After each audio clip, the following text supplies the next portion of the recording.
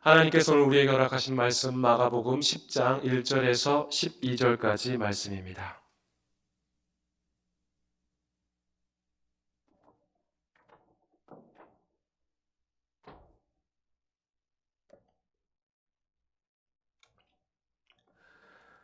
하나님의 계시의 말씀을 한 목소리로 받들어 읽겠습니다. 예수께서 거기서 떠나 유대 지경과 요단강 건너편으로 가시니 무리가 다시 모여 들거늘 예수께서 다시 전례대로 가르치시더니 바리새인들이 예수께 나와 그를 시험하여 묻되 사람이 아내를 버리는 것이 옳으니이까? 대답하여 이르시되 모세가 어떻게 너희에게 명하였느냐? 이르되 모세는 이혼 증서를 써주어 버리기를 허락하였나이다. 예수께서 그들에게 이르시되 너희 마음이 완악함으로 말미암아 이 명령을 기록하였거니와 창조 때로부터 사람을 남자와 여자로 지으셨으니 이러므로 사람이 그 부모를 떠나서 그 둘이 한 몸이 될지니라. 이러한 즉 이제 둘이 아니요 한 몸이니 그러므로 하나님이 짝지어 주신 것을 사람이 나누지 못할지니라 하시더라. 집에서 제자들이 다시 이 일을 물으니 이르시되 누구든지 그 아내를 버리고 다른 데에 장가 드는 자는 본처에게 간음을 행하며 또 아내가 남편을 버리고 다른 데로 시집가면 간음을 행함이니라. 아멘. 교우 여러분 평안하셨습니까? 이 자리에 함께 참석하신 우리 모든 교우님들, 우리 주님의 크신 사랑과 은총이 함께 하시기를 간절히 소망합니다. 오늘 말씀의 제목은 예수님은 우리의 신랑입니다. 한번 따라해 볼까요? 예수님 우리의 신랑입니다. 예수님은 우리의 신랑입니다. 지난주 말씀에서 예수님께서는 과장법을 사용하셔서 제자들에게 또 제1차 독자인 로마 신앙 공동체에게 그리고 제2차 독자인 바로 우리들, 저와 여러분들에게 우리에게 하고자 하신 그런 말씀이 있었죠. 비록 너희와 함께 다니는 그런 제자 공동체가 아니라 할지라도 내 이름으로 귀신을 쫓아내는 자나 또한 그리스도에게 속한 자가 물 한 그릇 떠주는 자라면 나를 믿는 자니 소중히 여겨라 라는 말씀입니다. 그러면서 과장법을 사용하시죠. 작은 자를 실족하게 하면 차라리 연자맷돌을 그 목에 매어 바다에 던져지는 것이 낫다라고 말씀하십니다. 제가 여러분께 한 가지 여쭤보겠습니다. 실제로 저와 여러분은, 저도 포함됩니다. 저와 여러분은 우리 주변에서 작은 자를 실족해 한 일이 있었을까요? 없었을까요? 말씀 안 하시는 분은 나는 없었는데 목사가 나보고 굳이 강요해서 대답하라는 거 아니야? 우리 주변에서 우리가 실족하게 마음에 상처를 주는 일이 있었을까요? 없었을까요? 있었어요. 그렇게 소자를 실족하게 하면, 작은 자를 실족하게 하면 우리는 어떻게 된다고 예수님 말씀대로 한다면 문자적으로 그대로 따른다면 우리는 어떻게 돼요? 이 땅에 존재하지 않는 사람들이 되는 거죠. 왜요? 다 연자 맷돌을 목에 메고 바다에 던져진 익사하는 거잖아요. 우리는 이 세상 사람이 아닌 거예요. 또한 예수님께서 손이 범죄하면 손을 찍어버리고 발이 범죄하면 발을 찍어버리고 눈이 범죄하면 눈을 빼어버리라고 하셨습니다. 그러면 저와 여러분은 만약 실제로 그 말씀대로 행한다면 저와 여러분은 성한데 하나 없겠죠. 한쪽 눈, 한쪽 손, 발 하나 정도만 잃을까요? 아니요. 발이 수십 개 있어서 수십 개 다 잃을 거예요. 머지않아 모두 다 잘린 채로 또는 뺀 채로 살아갈 불쌍한 인생들입니다. 예수님께서는 문학적인 수사법을 사용하신 거죠. 그러니까 문학적인 기교를 사용하셔서 말씀하고자 하셨던 것은 제자들에게 경각심을 불러일으키며 가르치려고 했던 겁니다. 소금은 소금다워야 하고 성도는 성도다워야 하고 교회는 교회다워야 한다라는 그런 말씀이었던 거죠. 그런 말씀을 하시고 나서 주님께서는 길을 떠나시죠. 우리 오늘 본문 1절 말씀 함께 읽어보겠습니다. 예수께서 거기서 떠나 유대 지경과 요단강 건너편으로 가시니 무리가 다시 모여들거늘 예수께서 다시 전례대로 가르치시더니. 아멘. 그러니까 예수님께서는 갈릴리를 떠나 이제 예루살렘으로 제자들과 함께 이동 중입니다. 예수님께서 예루살렘으로 가셔서 당신께서 하셔야 할 사역을 마음에 준비를 하고 지금 내려가시는 거예요.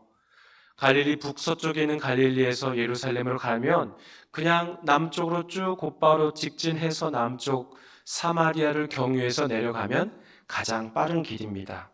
그런데 그 길로 지금 가지 않았다는 겁니다. 사마리아 사람과 상종하지 않은 유대인들이다 보니 사마리아를 경유하지 않고 빙 둘러서 가시는 것일까요? 요한복음 4장을 보시면 이미 예수님께서는 사마리아 지역에 예수님과 제자들이 그 지역에 가서 사마리아에 살고 있는 우물가의 사마리아 여인을 우물가에서 만나 하나님의 말씀을 전하시죠. 그러니까 역사적으로 사마리아 지역민들을 혐오하다 보니 그 지역을 거쳐서 가지 않았다라는 그런 견해는 설득력이 없는 겁니다. 다시 말하면 요단 북서쪽에 위치한 갈릴리 지역에서 요단강을 건너 요단 동편 지역으로 갔다가 다시 요단강을 건너서 서편 예루살렘으로 왔다. 갈지자로 갔다는 거예요. 그러니까 지그재그로 경로가 지그재그였다는 겁니다. 왜 그렇게 가셨을까요? 이것은 실화입니다. 지금처럼 내비게이션이 발달되지 않을 때였어요. 어느 지방의 사업가가 매월 한 번씩 서울에 출장을 가는데 지점이 두 군데가 있어서 한 곳은 명동, 한 곳은 압구정동을 가는 거예요. 근데 이분은 서울역에서 내려서 명동까지 택시 타고 가고 또 명동에서 압구정동까지 택시 타고 가고 그랬어요. 매월 그렇게 갔어요. 근데 그 명동에서 택시를 타고 압구정동을 가려면 어느 터널을 지나가야 돼요? 여기 서울에 사신 분들이 저는 많이 서울 출신들이 많이 있다고 해서 지금 말씀드리는데 혹시 모르셔도 그냥 고개 끄덕끄덕 하시면 돼요. 예. 명동에서 택시를 타고 압구정동을 가려면 남산 1호 터널을 지나서 한남대교를 거쳐서 이제 강남 쪽으로 가서 압구정동 가면 되잖아요. 그런데 어느 날 이 그 사장님이 강남 고속터미널에서 내린 거예요. 그러니까 그날은 명동에 갈 일이 없어서 강남 고속터미널을 내려서 이제 압구정동만 가면 되는 거죠. 택시 기사님에게 압구정동 어디 가주세요 했더니 기사님이 가고 있는데 갑자기 이 사장님이 뒤에서 소리를 버럭 지르는 거예요. 아니 당신 내가 지금 지방에서 왔다고 무시하는 거예요? 명동에서 압구정동에 가고 내가 압구정동 이제까지 가려면 다리를 한 번씩 다 건너갔는데 왜 이 길을 가는 거예요? 택시 기사는 고객님 그게 아니고 여기 이 올림픽대로 옆을 그 길을 거쳐서 이게 길을 옆으로 해서 그 잠원동 쪽으로 가면 쭉 직진하면 됩니다. 걱정하지 마십시오. 제가 잘 안내해 드릴게요. 걱정하지 마세요. 더 버럭 내는 거죠. 아니 당신 정말 나를 완전히 빨리 당장 다리 건너가라고. 다리를 건너가야지. 압구정동 가는데 뭐 지금 이렇게 간 게 어딨냐고. 결국 그 택시 기사님은 차를 돌려서 한남대교를 건너서 올라갔다가 강북으로 올라갔다가 다시 길을 건너서 동호대교를 타고 내려와서 압구정동으로 갔답니다. 서울 지리 잘 모르시면 이따가 집에 가서 한번 지도 한번 보십시오. 그러니까 예수님께서는 물론 이 사장님처럼 길을 몰라서 그런 게 아니에요. 그러니까 다른 의도가 분명히 있었던 것이죠. 북서쪽의 갈릴리에서 요단강을 건너 요단 동편 지역으로 갔다가 요단강을 다시 건너 요단 서편 예루살렘으로 왔다는 거예요. 북서쪽에서 직진하지 않았다는 거예요. 어떤 의도가 있다는 겁니다. 이집트에서 노예 생활하던 히브리 민족이 광야를 거쳐 가나안 땅 입성하기 직전에 도착한 지역이 어디입니까? 바로 요단강 동편 지역이에요. 요단 동편 지역. 그곳에서 모세를 뒤이어 여호수아가 하나님의 명령을 받고 가나안 땅으로 들어오지 않습니까?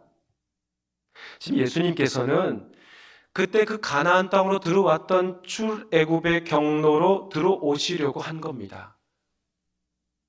구약에서 등장한 그 여호수아라는 이름의 뜻이 그가 그를 구원할 것이다. 그가 그 민족을 구원할 것이다 라는 그런 뜻입니다. 그 여호수아가 신약에서는 예수와 예수가 된 것이죠. 똑같습니다. 마태복음 1장 21절에 보면 예수라는 단어의 뜻이 그가 그 민족을 구원한다라는 뜻입니다. 그러니까 지금 예수님께서는 구약에서 하나님께서 여호수아를 지도자로 세워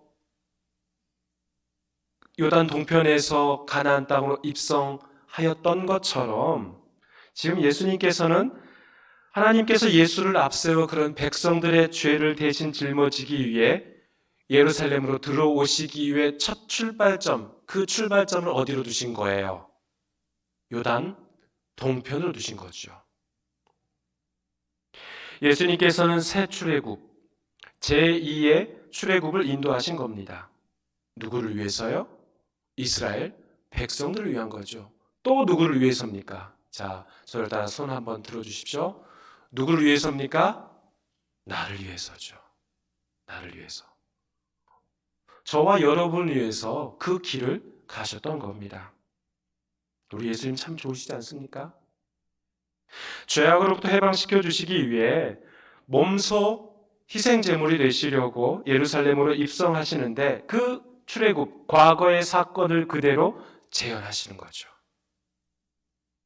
이스라엘 백성들아, 하나님께서 너희 조상들을 어떻게 구원하셨는지 잊지 말라는 겁니다. 사랑하는 교우 여러분, 우리가 이 자리에 나와 찬양하고 예배 드리는 것이 그저 하나님이 부르셨기에 나왔다고만 생각하십니까? 네, 하나님의 부르심 맞습니다. 그러나 그 이전에 추악하고 더러운 죄를 가진 우리, 그 가운데 살아가던 방황하던 우리를 예수 그리스도의 보혈로 씻어주시고 자녀 삼아주신 것이 먼저지요. 그 은혜에 감사하여 우리는 찬양합니다. 그 은혜에 감사하여 우리는 두 손 들며 주님께 노래합니다. 그 은혜에 감사하여 우리의 입술로 고백합니다. 주님의 은혜에 감사하여 더욱더 주님을 찬양하며 살아가는 저와 여러분이 되기를 주의 이름으로 축원합니다. 예수님께서는 요단강 건너편에서 무리들이 모여들기에 전례대로 가르치셨다라고 합니다. 전례대로라는 표현은 늘 하던 대로라는 뜻이에요. 따라해 볼까요? 늘 하던 대로. 늘 하던 대로. 예, 그렇습니다. 예수님은 어디를 가시든 사람들이 있는 곳에서 하나님의 말씀을 선포하셨어요. 복음을 전파하셨던 것이죠. 늘 있는 대로, 늘 하던 대로 주님께서는 하나님의 말씀을 전파하셨습니다. 특히 이 땅에서 그의 인생이 얼마 남지 않았다는 것을 인식한 예수님은 남아있는 시간을 조금이라도 더 하나님의 말씀으로 백성들의 마음의 눈을 뜨게 하고 마음의 귀를 열게 하시려고 늘 하시던 대로 하나님의 말씀을 선포하시다는 겁니다. 이렇게 간절한 마음으로 예수님께서는 모여든 그 무리들을 가르치시고 있는데 지금 누가 등장합니까? 마가복음 1장 다시 읽을까요? 10장 1절부터 12절. 누가 등장해요? 바리새인들이 등장해요. 바리새인들. 근데 이 바리새인들, 예수님의 가르침이 어떤 내용인지는 오늘 본문에 나오지 않습니다.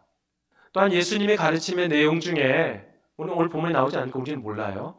예수님의 가르침의 내용 중에 뭐 이혼이든 결혼이든 어떤 관련된 말씀이 있었는지는 모르겠습니다만 이 바리새인들은 뜬금없이 무리들이 모여있는 그 자리에서 사람이 아내를 버리는 것이 옳으니까? 라고 묻습니다. 왜 이런 질문을 하게 된 것일까요? 오늘 본문과 관련해서 저는 이제 한 주 동안 여러 목사님들의 설교집, 이 땡땡 목사님, 김아무개 목사님, 조아무개 목사님의 설교문, 설교 원고, 설교집도 읽어보고 또 이와 관련해서 요즘 흔히 잘 나가는 목사님들의 그 유튜브 영상을 마가복음 10장 1절에서 12절의 말씀을 전부 다는 아니겠지만 들어봤습니다. 들어보니 공통점이 두 가지가 있어요. 첫 번째는 참 신기하게도 그 이혼 증서에 관심을 다 가지고 있더라고요. 이혼 증서. 그러면서 신명기 24장 1절의 말씀을 인용하면서 말씀을 선포하시더라고요. 거기에 나오는 그 이혼 증서, 신명기 24장 1절에 나온 이혼 증서라는 히브리 단어가 세펠 케리토인데요. 이 단어 또 이 이혼 증서 관련해서 말씀하시고요. 두 번째는 목사들이 이 본문에 대한 두 번째 공통점은 미시나의 관심을 두고 있다는 거. 미시나. 이분들이 언제부터 그 미시나에 그렇게 많은 관심을 두었는지 한결같이 이 본문에서 관련된 그 예화로 랍비 샴마이 학파와 랍비 힐렐 학파가 그들의 그 논쟁했던 단 두 줄 석줄되는 그 한쪽 되는 페이지와 관련해서 모든 대부분의 목사님들이 이 미시나를 예화로 사용하는 것을 들었습니다. 샴마이 학파든 힐렐 학파든 두 학파 모두 신명기 24장 1절에 나오는 아내에게 수치되는 일이 있음을 발견하고 라는 그 문구를 근거 삼아 샴마이 학파는 수치되는 일이 발견되지 않은 이상 아내와 이혼해서는 안 된다라고 주장하고요. 힐렐 학파는 아내가 남편의 음식을 태운다 해도 이혼할 수 있다. 왜냐하면 그 일이 아내에게 수치되는 일이기 때문이다라고 힐렐 학파가 주장하는데요. 그러니까 이 두 학파, 샴마이 학파와 힐렐 학파 이 두 학파의 논쟁은 수치되는 일이 무엇인지에 따라 그 두 학파의 의견이 갈라지는 겁니다.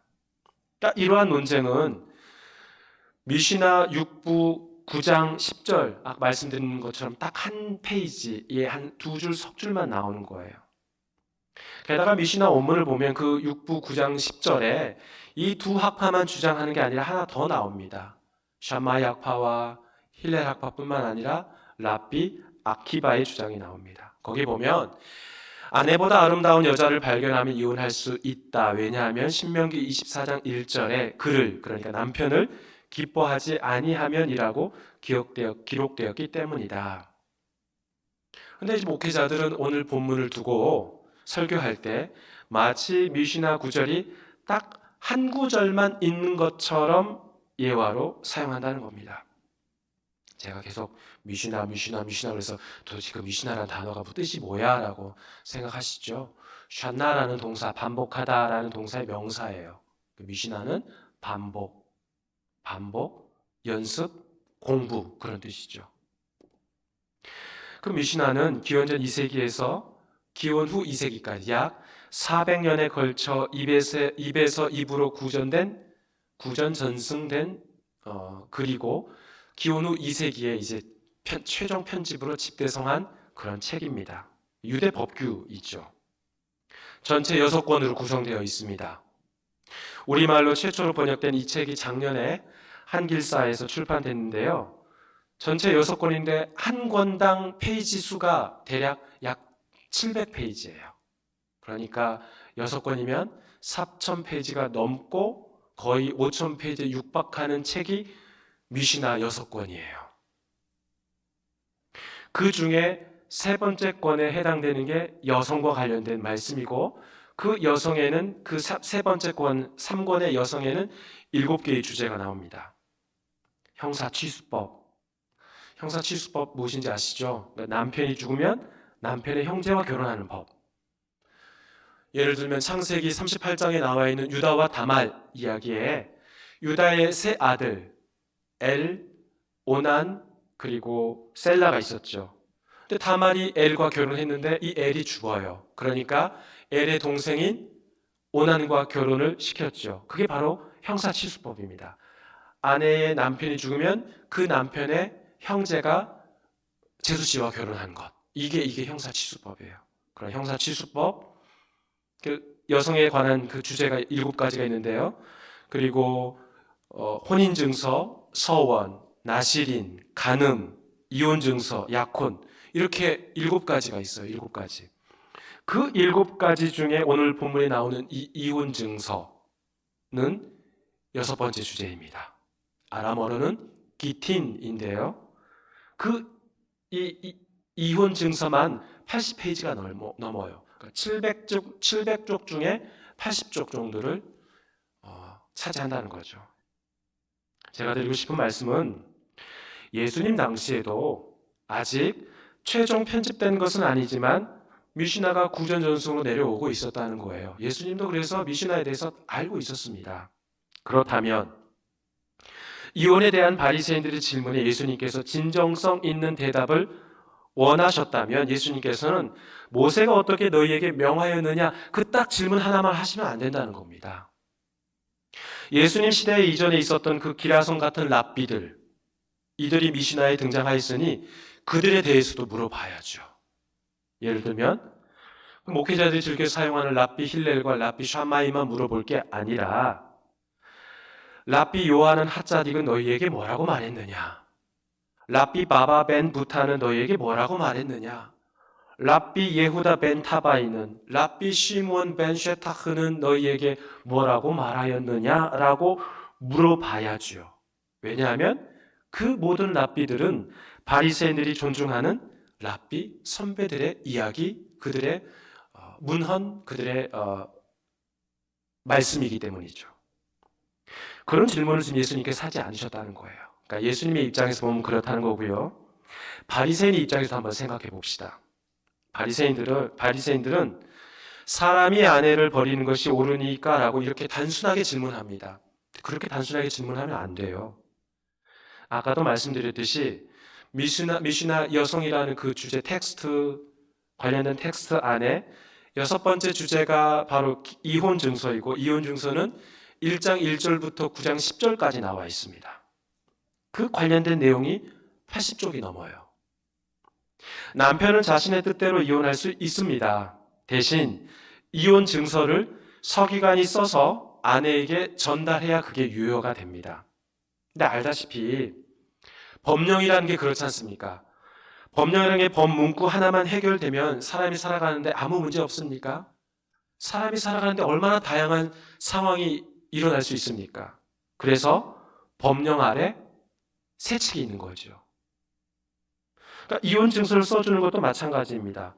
여러 상황이 펼쳐질 수 있고 여러 경우의 수가 있어요. 아내가 청각 장애인일 수 있고 언어 장애를 가질 수가 있고 지적 장애를 가질 수가 있고 남편도 반대로 마찬가지이고요. 그럴 경우에는 이혼 증서를 써줬을 때 그게 유효한지 무효한지, 또한 남편이 외국에 나가 있을 경우가 있고 이스라엘에 있는 아내에게는 이혼 증서를 그래서 보내는 경우가 있는데 그 서류가 위조인지 아닌지 따지는 경우, 이혼 증서를 낮에 쓰고 낮에 서명하고 낮에 쓰고 밤에 서명하는 경우, 밤에 쓰고 밤에 서명하는 경우, 밤에 쓰고 낮에 서명하는 경우, 거기에 따라서 이혼 증서가 유효한지 무효한지 결정이 된다는 겁니다. 또한 이혼 증서를 써서 송달인을 통해 보냈는데 아직 아내가 받기 전에 남편의 마음이 바뀐 거예요. 나 이혼 안 할래. 그런데 그 송달된 그 이혼 증서가 아내에게 직접 전달되기 전에 그러한 마음을 바꾼 것인지, 아니면 그 이혼 증서가 아내에게 전달되지 않고 아내의 아버지에게 전달됐는데 그 이혼 증서는 유효한 것인지 무효한 것인지, 졸립고 따분하고 지겨우시죠? 그게 미시나예요. 그러한 결정에 대해 각 시대별로 랍비들의 이야기와 해설을 하는 게 미시나입니다.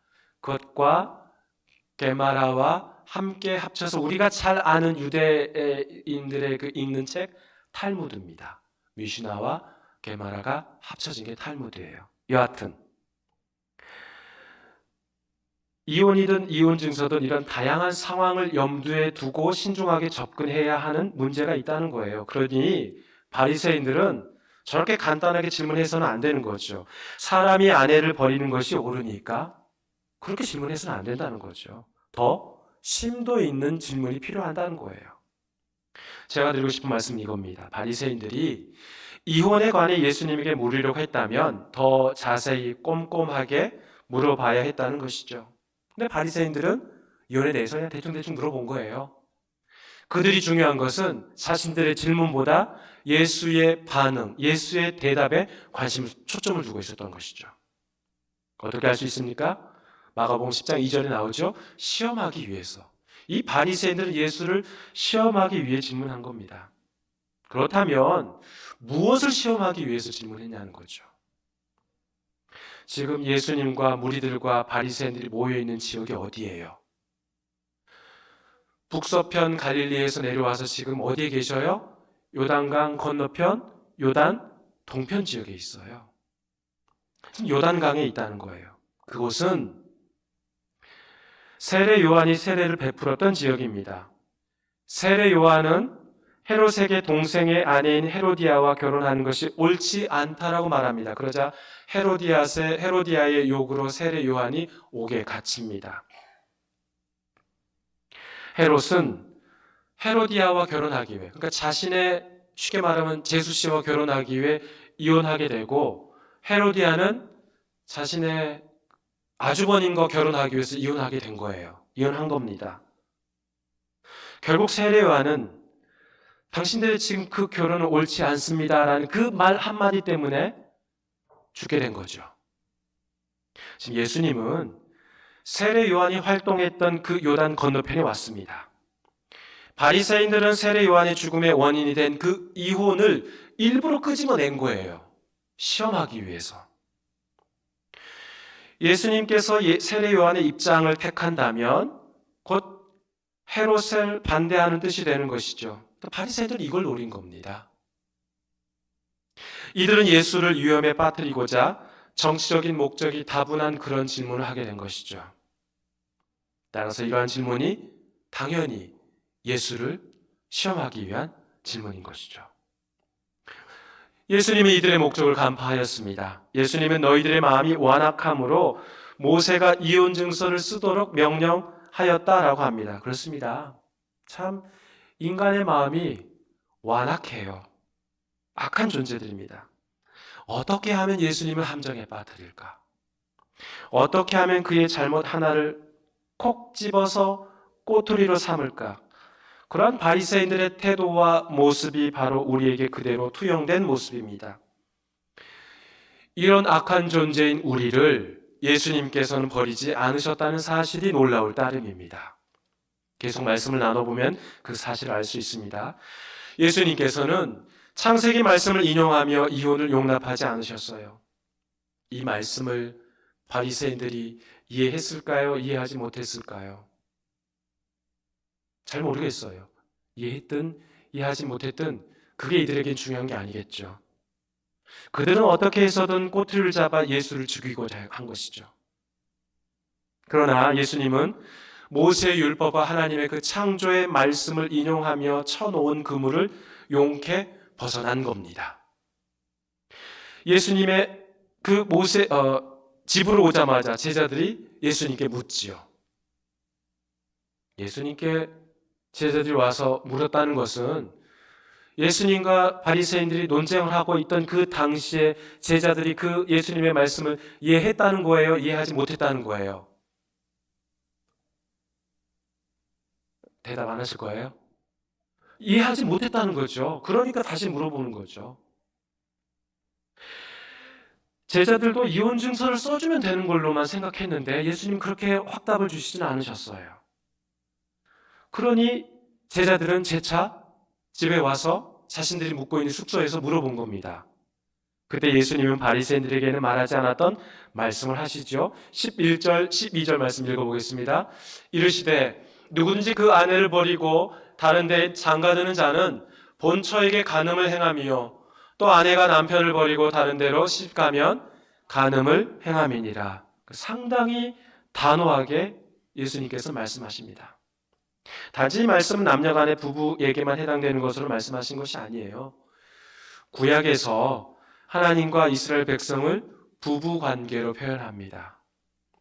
신약에서는 신랑과 신부를 그리스도와 또한 교회 성도로 표현하죠. 예수님은 신랑이시고 교회와 성도는 신부이죠.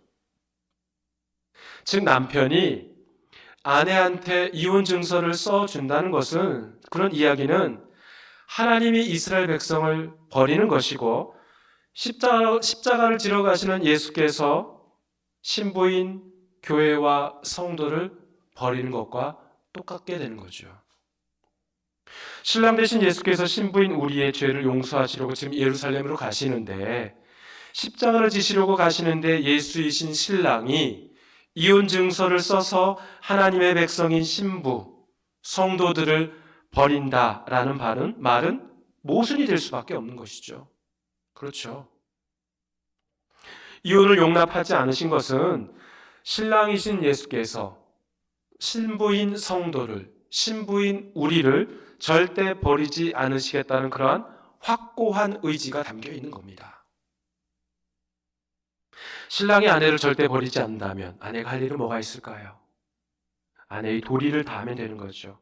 그 남편의 아내로 살아가면 되는 겁니다. 제가 여러분께 여쭤보겠습니다. 누가 우리의 신랑입니까? 예수님이에요, 예수님. 예수님이 우리의 신랑이시고 우리는 그분의 신부이죠. 지난주에도 말씀드렸듯이 예수님을 포도나무에 비유하면 우리는 뭐예요? 가지예요. 그러니 신랑이신 예수님, 포도나무에 우리 가지인 우리가 딱 달라붙어 있으면 되는 거죠. 그런데 저 포도나무 너무 거추장스러워. 나는 내 마음대로 좀 하고 싶은데 저것 때문에 내 마음대로 할 수가 없네. 짜증나. 그러면서 포도나무에서 딱 떨어져서 가지가 나온다면 그 가지님은 어떻게 되시는 거예요? 돌아가시죠. 죽는 거죠. 그렇습니다. 신랑이신 예수께서 우리를 버리지 아니하시고 끝까지 함께 하시겠다고 하시면 우리는 그저 그분의 신부로 살아가면 되는 거죠.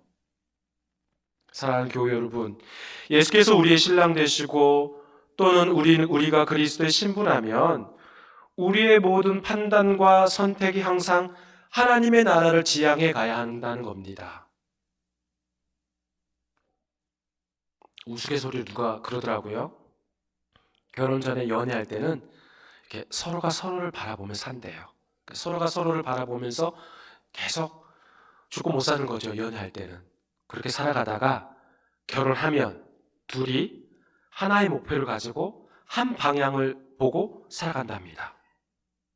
그러다 보니 서로가 서로를 바라볼 필요도 없고 서로가 서로를 바라볼 시간도 없다는 거예요. 왜요? 한 방향, 한 목표만 따라가면 된다는 거니까. 우스갯소리인 것 같아요. 그런데 우리는 신랑 되신 주님과 한 가지 목표, 하나님 나라를 이루어가는 그런 목표를 예쓰며 살아가야 합니다. 신랑 되신 예수님께서 우리에게 성령 하나님과 함께 하도록 인도하셨기에 우리는 성령의 인도하심을 받아 하나님의 나라를 이 땅에서 이루어 가는데 보탬이 되는 삶을 살아가야 하지 않겠습니까?